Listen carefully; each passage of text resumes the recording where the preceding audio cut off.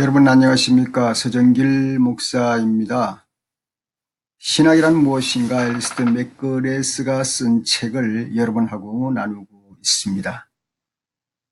이 방영은 위클립 유니버시티 학생들을 위해서 제공됩니다만 여러분이 함께 하셔도 좋습니다. 오늘은 제51강으로 루터의 칭의론에 대해서 여러분하고 나누고자 합니다. 루터의 사상에서 핵심적인 것이 칭의론이 되겠습니다. 이것은 믿음으로 의롭다 하게 된다, 의롭다 함을 받게 된다 하는 것이죠. 믿음으로만이라는 그 주도적인 표현이 있습니다. 이 말이 무엇인가? 믿음으로만 구원을 얻을 수 있다. 이것을 바로 알지 못하면은 신앙을 제대로 갖지 못하게 되는 것입니다. 때때로 이제 오해를 하는 것이 있는데요. 그것은 예수님의 오심에 대해서 그 역사적으로 내가 환영하고 받아들이면 되지 않겠느냐 하는 그런 오해를 가져옵니다. 그러나 그것은 진정한 신앙이라고 볼 수가 없습니다. 나중에 이제 존 칼빈이 이 칭의론, 그러니까 믿음으로만 의롭게 된다고 하는 이 내용을 좀 발전시켰기 때문에 오늘은 루터와 칭의 신앙을 좀 살펴볼 필요가 있겠습니다. 첫째, faith is not simply historical knowledge. 신앙은 역사적인 지식에 불과한 것이 아니다 하는 내용이 되겠습니다. 루터는 복음서에 나타난 역사적 확실성을 믿는 것만으로 만족하는 신앙은 올바른 신앙이 아니라고 말을 합니다. 죄인들도 이 복음서의 역사적 사실을 믿습니다. 이 죄인들이라는 것은 이제 복음을 믿지 않는 사람을 기준으로 하는 겁니다. 이 내용을 확실히 신뢰할 수 있기 때문에 우리가 이 역사적인 사실에 대한 지식만으로는 신앙이 불충분한 것입니다.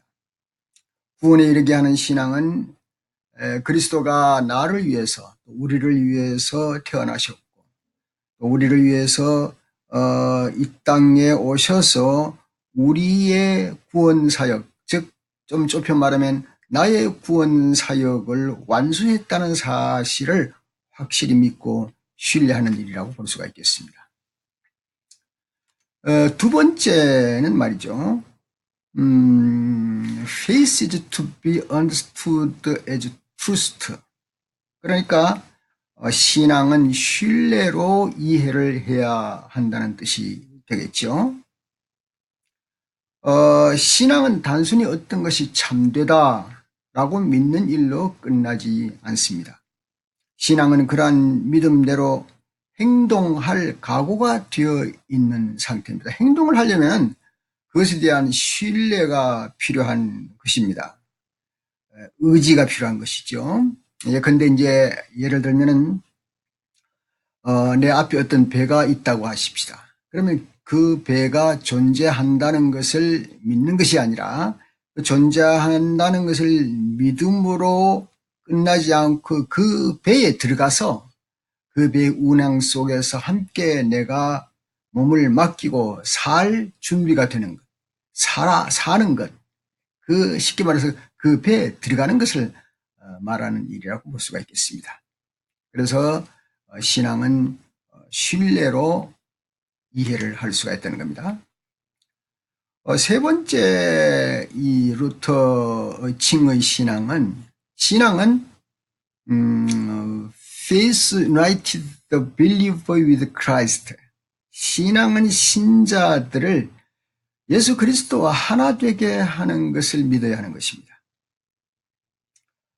기독교인의 자유에서 말이죠.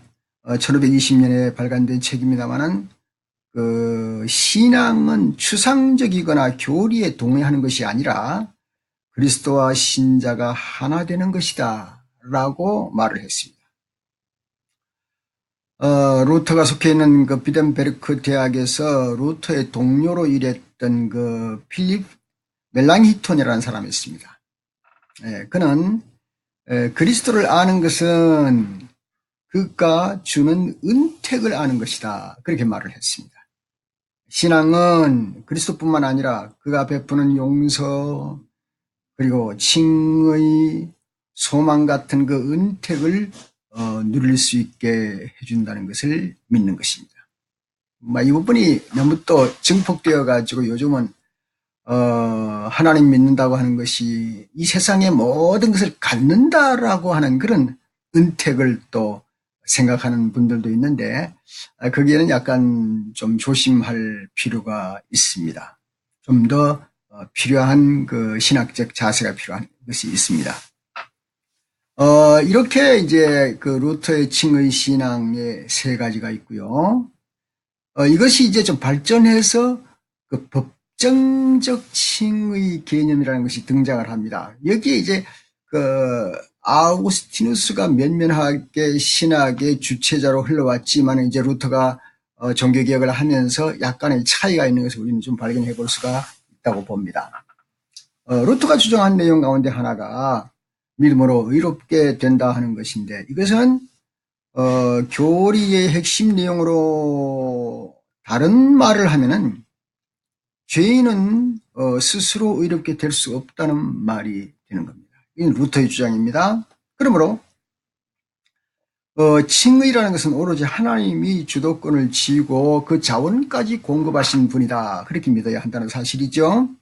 그러기에 만약에 죄인이 의롭게 된다면 그것은 결국 그 의가 그들 자신의 의가 아니라 하나님이 주신 의라는 말이 되는 겁니다. 이것을 발전시켜서 법정적 그 칭의라고 읽겠습니다. forensic justification이 되겠습니다. 그렇다면 여기서 루터와 아우구스티누스와 다른 점이 무엇인가를 우리가 잠깐만 살펴볼 필요가 있습니다. 아우구스티누스는 이 칭의에 있어서 내적인 것이라고 주장을 하고 있습니다. 그런데 루터는 이것이 완전히 외적인 것이라는 것으로 주장을 하고 있습니다.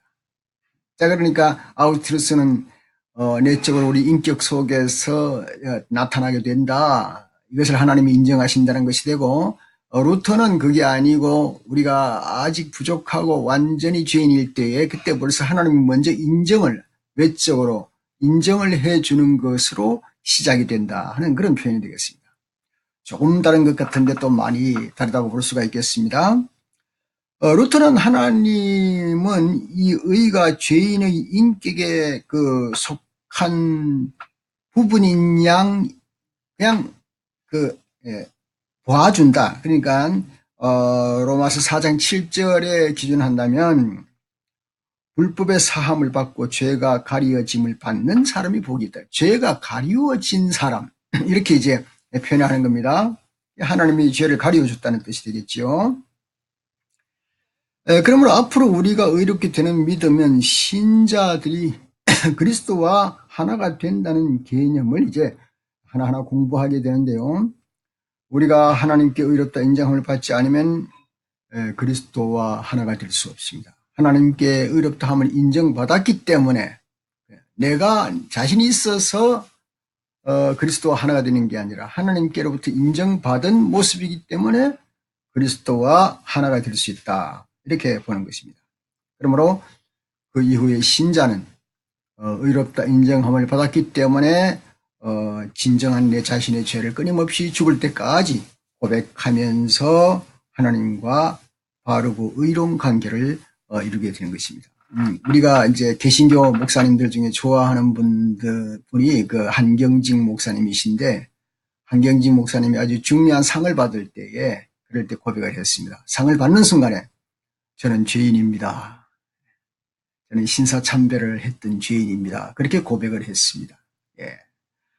이렇듯이 우리는 끊임없이 죄인임을 고백할 수밖에 없는 그 고백하는 순간이 무슨 순간인가 하면 바로 나는 죄가 없는 사람처럼 하나님이 의롭다 여김을 주셨으니까 이제는 칭의를 받았으니까 성화의 과정을 칭의와 성화를 구분해서 칭의는 하나님께서 내게 주신 것이기 때문에 나는 성화의 과정을 이루어가는 과정이다. 그렇게 보는 거예요. 다시 말씀드려서 하나님의 관점에서는 여기에 이제 라틴어로 코람 데오란 말을 씁니다. 하나님의 관점에서 볼 때에는 의인입니다. 그러나 동시에 내 자신인 내가 나를 볼 때는 나는 죄인인 것이죠. 우리가 거꾸로 생각하기 쉽습니다. 나는 의인인데 하나님이 볼 때는 죄인이다. 이렇게 생각할 가능성이 많은데 그렇지 않습니다. 반대입니다. 하나님이 보실 때 나는 의롭다고 벌써 인정해버렸습니다. 예수 그리스도로 말미암아. 그런데 내가 내 스스로 내 속에서 내 죄를 인정하면서 매일매일 죄인이지만 고백하며 살아가는 것이라고 볼 수가 있겠습니다. 그래서 루터는 이런 특별한 표현을 했지요. 우리는 의인인 동시 죄인이다. 그런 유명한 말을 남겼습니다. 소망 안에서는 의로나 실제는 죄인이며 하나님의 약속 안에서 그리고 하나님 보시기에는 의로우나 현실적으로는 나는 죄인이다. 그런 말이 되겠습니다. 루터의 동력자인 멜랑히토는 계속해서 이것을 발전시켰는데요. 아우구스티누스는 칭의를 인해서 죄인이 의롭게 된다고 주장을 했고, 그래서 아우구스티누스는 의롭다고 선언되는 일과 의롭게 되어가는 과정, 이 두 가지를 합쳐서 모두 다 칭의라고 불렀습니다. 의롭다고 된 것과 의롭게 되어가는 과정 모두를 칭의라고 불렀지만, 멜랑히토는 칭의를 죄인을 의로운 사람으로 간주하는 것, 그리고 의롭다고 선고하는 것, 선포하는 것, 거기에 의한 칭의가 되고, 여기에 의해서 이제 우리는 끊임없이 내 속에 하나님 예수 그리스도를 닮아가는 과정을 이루어가는 성화가 이루어져야 한다는 그 칭의와 성화를 뚜렷하게 구분을 했습니다. 이 내용이 이제 프로테스탄트와 천주교 가톨릭 교회와 구분이 되는 내용이기도 합니다. 네, 오늘은 루터의 칭의 개념을 함께 살펴보았습니다. 감사합니다.